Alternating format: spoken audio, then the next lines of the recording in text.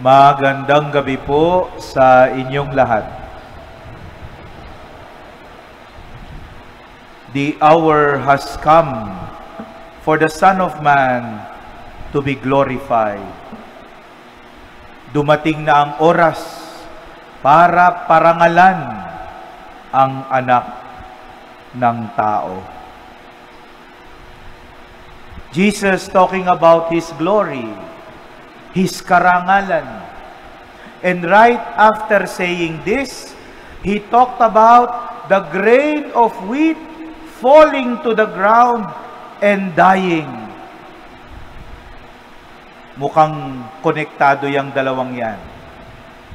Right after talking about His glory, He talks about the grain of wheat falling to the ground and dying. And then Jesus continued, "Whoever serves me must follow me." This is the glory of Jesus. Ito po ang karangalan ni Jesus. Falling to the ground and die in order to bear fruit. Service and obedience to the Father.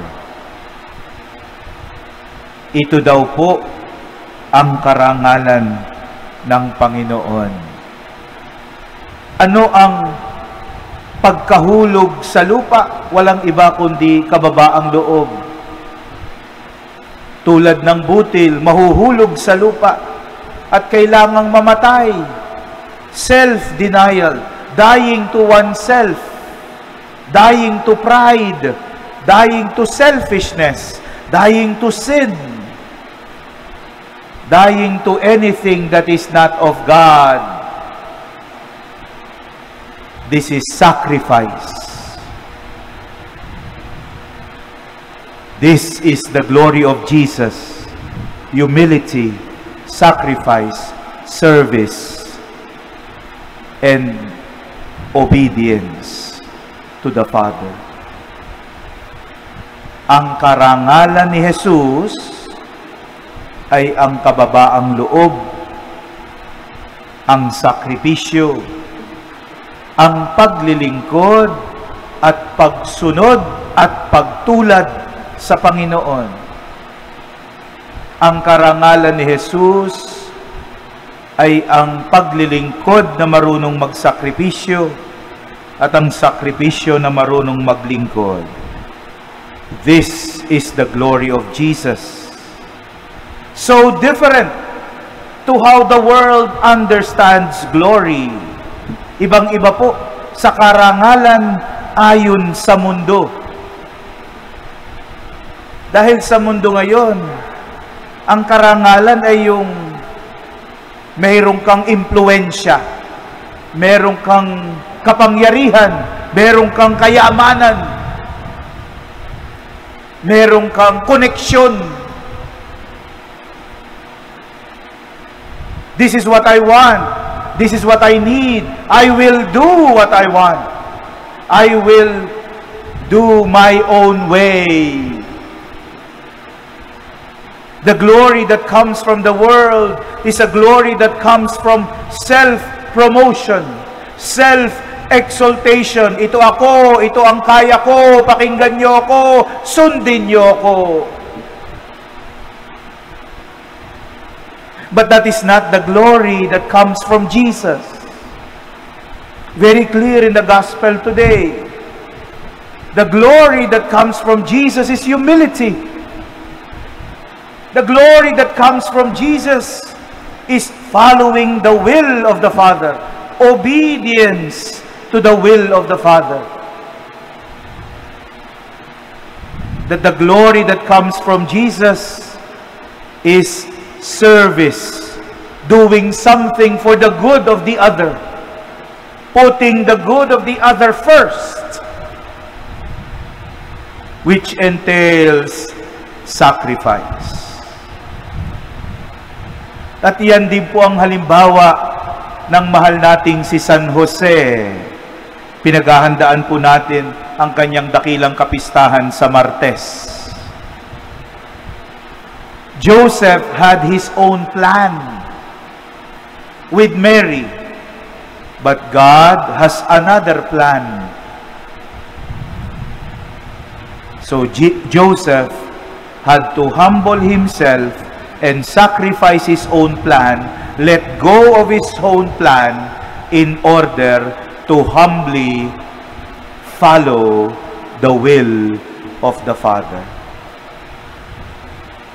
Yan ang karangalan ni San Jose, dahil yan ang karangalan ni Jesus. Isn't this what Holy Week is all about?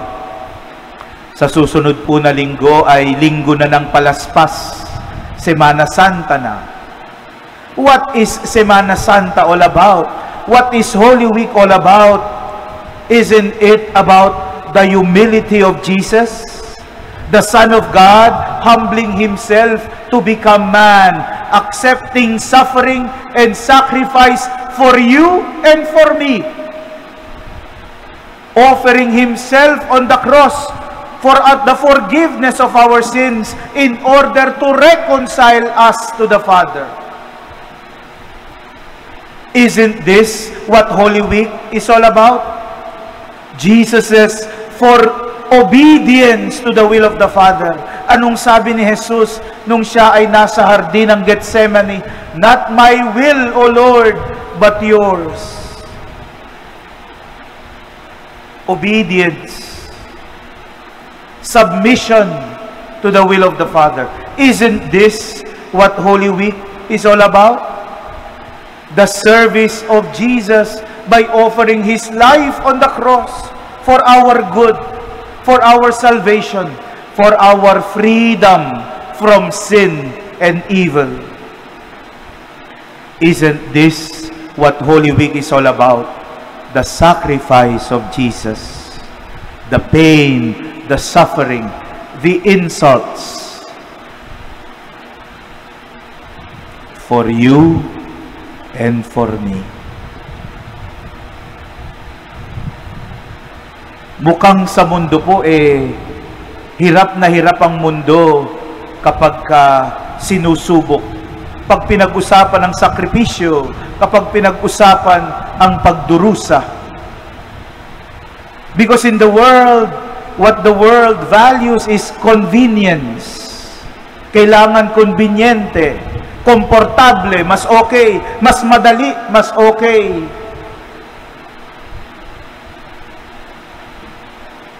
But look at Jesus on the cross. Madali ba yan? Komportable ba yan? Konbinyente ba yan? Huwag nating kalilimutan, ito ang Kristo na sinusundan natin. At ang karangalan niya ay nasa kababaang loob, nasa pagtulad sa Panginoon, nasa paglilingkod na marunong magsakripisyo, sa sakripisyo na marunong maglingkod. Ito ang karangalan ni Kristo. Kaya ito din ang karangalan ng bawat Kristiyano. Amen.